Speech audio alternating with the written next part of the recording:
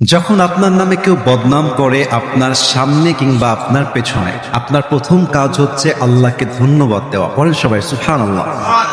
কি সুন্দর কথা আল্লাহ তাআলা বলছেন, খুব খেয়াল করবেন। আল্লাহ বলছেন, সবর ধারণ করো তাদের কথার ব্যাপারে যারা তোমার ব্যাপারে বদনাম করে। এর কারণ আমি আল্লাহ জানি তারা যা বলছে সত্য নয়, বরং তুমি হচ্ছ আসল সত্যবাদী, তুমি সেই অন্যায়টা করো নাই।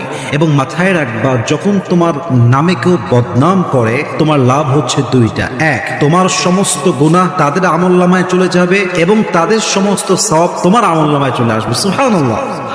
তো যারা বদনাম করবে তাদের জন্য আপনি আফসোস করবেন যে ইস রে, আমার ভাইটা বোঝে না, আল্লাহ আমার ভাইকে তুমি হেদায়েত দান করো। কিন্তু মানুষের বদনামের জন্য, অন্যের চরিত্র নষ্ট হওয়ার জন্য নিজের চরিত্র নষ্ট করা, এটা বোকামি ছাড়া আর কিছুই হতে পারে না, ঠিক কিনা বলেন? অতএব আজ থেকে বদনাম করলে নারাজ হবেন না, মন ছোট করবেন না, ভরসা রাখবেন এক সত্তার উপরে, তিনি কে?